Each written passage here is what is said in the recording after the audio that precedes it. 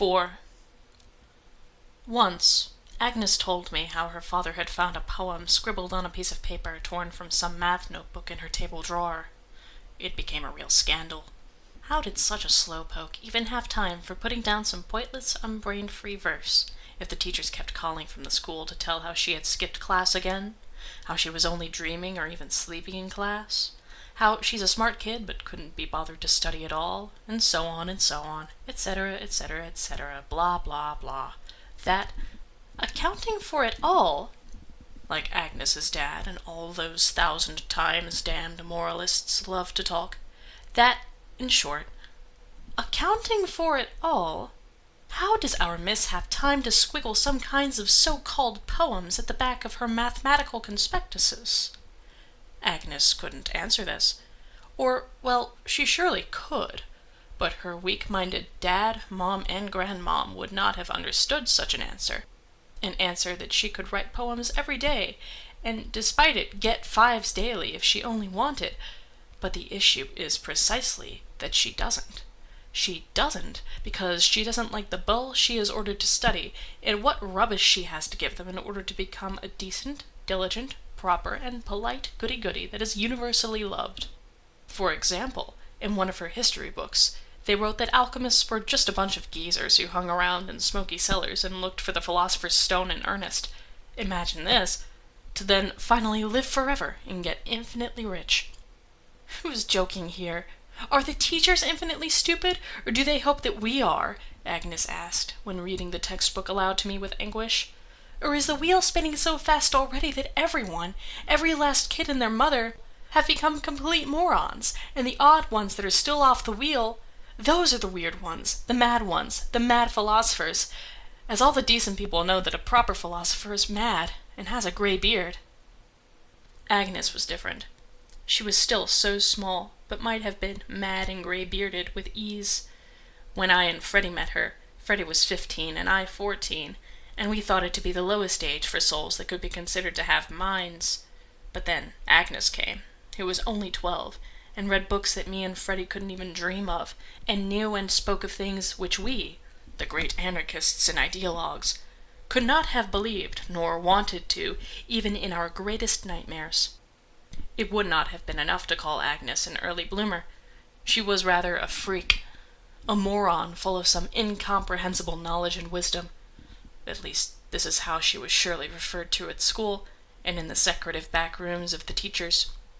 She could have easily been the cutest favorite of the school, but she did not want that, as there was more protest within her than several 100-year-old dissidents could manage to gather in their souls, and she saw through things like some ancient forest witch with green cat's eyes, saw through the system, through that brainwashing, through the suffering and doom which was being sown everywhere, and that apocalypse, which is looming ever clearer by the day.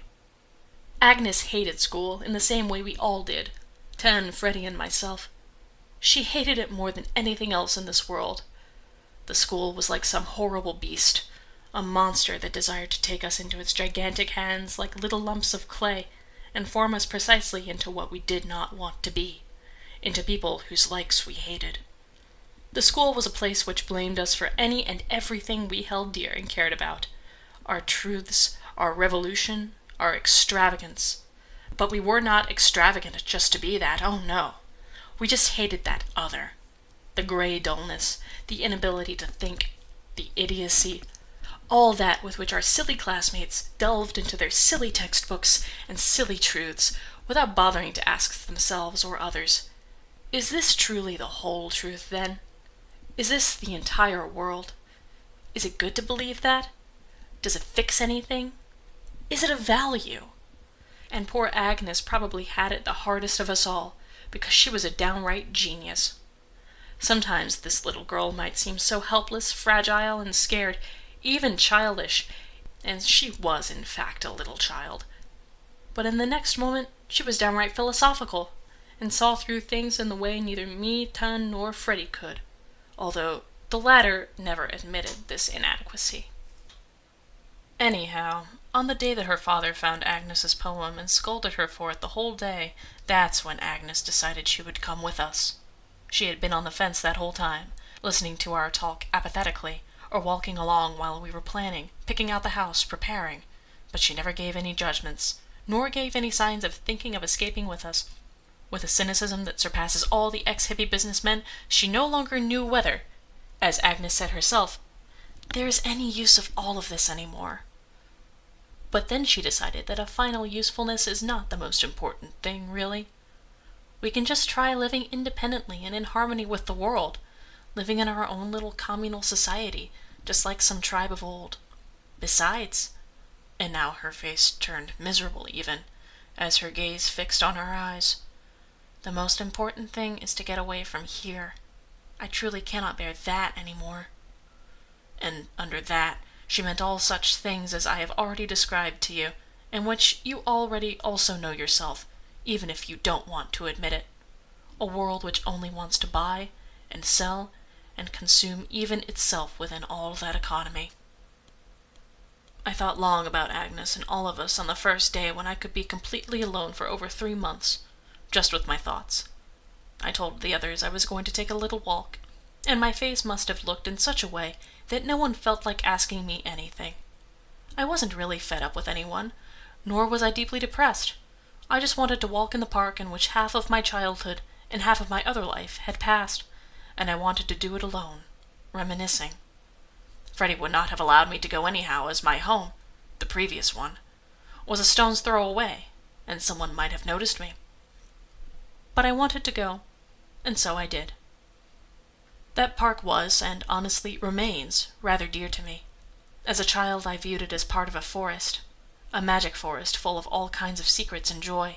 In the summer, trees, flowers, and endless freedom. In the winter, snow, snow, snow, and endless space. No one saw you there. It was a city to us, the children, completely secluded, and the sounds, smells, and silence were different there than between the gray houses next to the endless roads for cars. You know, when I was a child, there weren't as many of these cars, or that's how I remember it. But today, these awful, nasty, stinking machines are just driving me insane. Get it? I feel myself suffocating when their endless hordes race past me. And the people inside them are no longer people to me, but some kind of robots. I could freely, and with no bad conscience, drive them into a gigantic combine and press it all into a little and meaningless lump of metal. Or then I would like to scream, "By God, cut it out! Why are you always driving and driving and driving, until the whole of our planet will truly disappear into that smoke cloud?" But no anger nor yelling is of use here. They will keep on driving until the very end of the world. But when I was a child, things were different. Then the park was a city for us little kids, and back then I still got along with everyone. Neither me nor no one else had any knowledge nor ideologies. Or another time it turned back into a park again, when we were walking there with Mother and Father. But it still remained fun. But later I didn't take walks anymore, and the park, that piece of forest, more and more tied me to all kinds of PE classes, timed running, jumping, competing, all that humiliation. Bit by bit I started hating the park and even avoiding it, until I got old enough to just go and drink beer with Freddie there, without even noticing the trees and the flowers. And the only reason we were there was because it was unlikely we'd get caught between the bushes and away from the walking paths. But now, the beer drinking and PE classes were also history. Nothing of it meant anything anymore. I went to that park with some kind of a nostalgic feeling, and to commemorate my former life, as we called it amongst ourselves. Everything was spring-like, and as it always had been. May was already taking its course, and the trees were already gathering leaves, and one could feel the foreplay to the lush of summer in the air already. I saw a butterfly, some children, and dandelions shining on all the fields like a sunny carpet. A true hippie dream. The air smelled good, the cars and the worries always stayed far from the park, 'cause, as I said, a part of the forest still remained there. A part of forest within the city, as a part of a flower bed would remain in a yard that is being covered with asphalt. Of course, one could hear the nearby highways there, and the gray of street pollution could already be seen on the young spring leaves. But I could still pretend as if it weren't so, and that the park was still the magic forest of the little kids, of all kinds of stuff they see there, dragons and monsters and all. But I don't know whether children see things like that anymore. There were some tots running around in the park, but they were different than we had been just 5, 6, 7 years ago.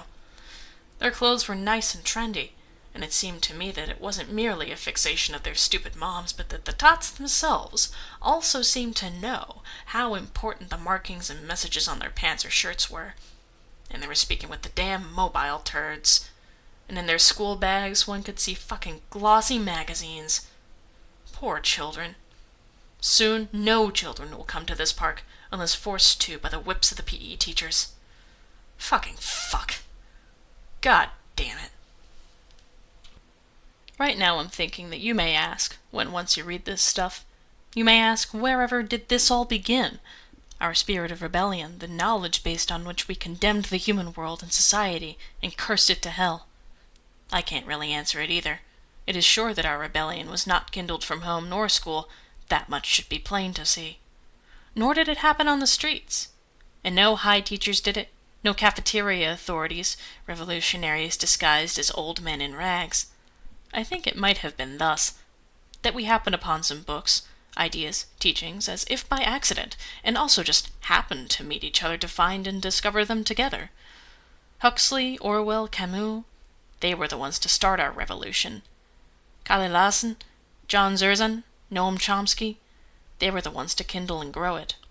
And in the end, we ourselves came into play to finish it. We started our own squat, our own society. We collected the real world like a puzzle, the truth about it. Piece by piece, bit by bit, we learned how our seemingly pretty and blooming society had been built on the corpses of innocent sufferers, and how the pile of them got bigger each day, hour and minute, to hold it alive and grow it, as if it all would never end.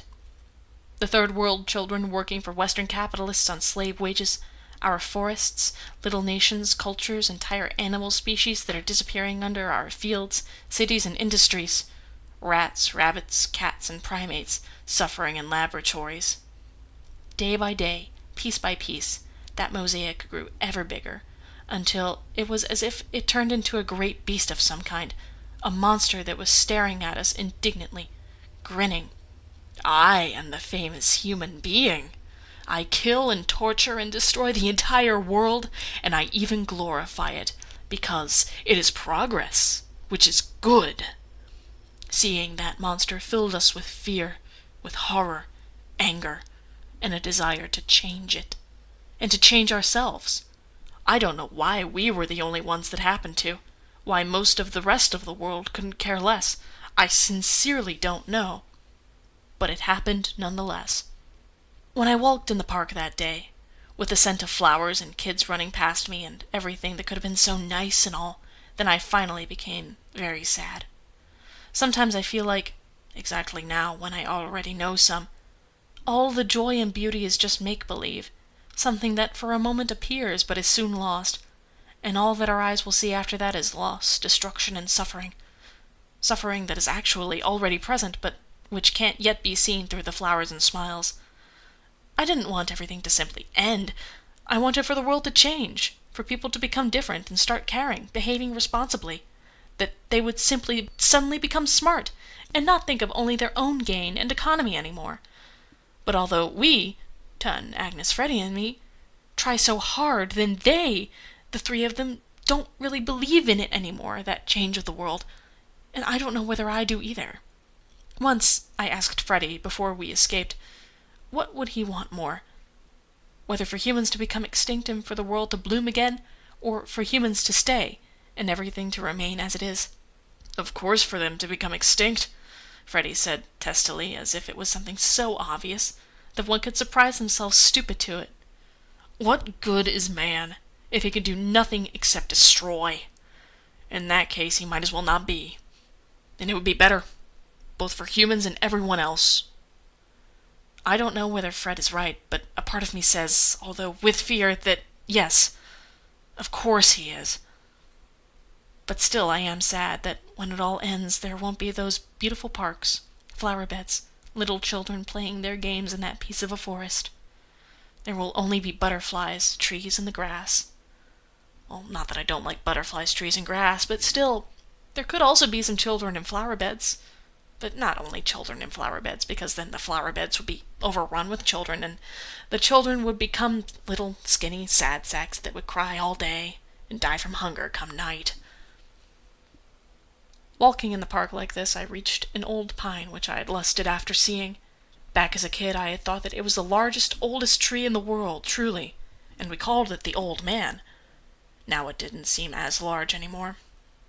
But I still had to tilt my head back at a really abnormal angle to see the treetop, and when I reached around it, my hands almost failed to touch. The tree was warm and smelled of resin, and I might have thought it would be best to be a tree. But the next moment I freaked out so terribly that I wanted to jump out of my pants and up to the top of that old pine. "Maria!" somebody shouted, and I started, turning myself towards the voice, to look into the eyes of the most wicked troll of my former life, the P.E. teacher, who stood about 20 to 30 meters from me, and waved her hand in a manner like she was mercifully inviting me to kiss her toes. Behind the teach, there were some tots playing football. "Maria! Come here at once!" the teacher shrieked, and God, how she startled me! I almost wet myself. I turned around without a thought and started running. I didn't know what she might have known, and whether anyone had even enlightened her regarding our escape, but still I was overtaken by fear, senseless fear, that she would capture me, call the police, that I'd be taken home, into prison, to school in handcuffs, all that horror. I ran and stumbled on the pine roots, and heard no more Marias, but I didn't dare look over my shoulder either to check whether she was following me. I raced out of the park, straight over the street, and right onto the bus. Thank God that machine had just reached the stop. I almost curled into a ball on the very back seat and just shivered the entire way and all over my body. Half an hour later I flew across the yard of Utopia and stormed into the living room through the open door, almost pushing over Tan, who was crafting something on the floor. "Wow," Tan said, and gazed at me curiously, a cigarette dangling from the corner of his mouth just like some underground dissident. "Where are you coming from, then? Did you see something?" "I did," I answered. "But where are all the others, Tan? Do we have anything to eat? Imagine that. I'm hungry like a wolf. I could eat a whole horse."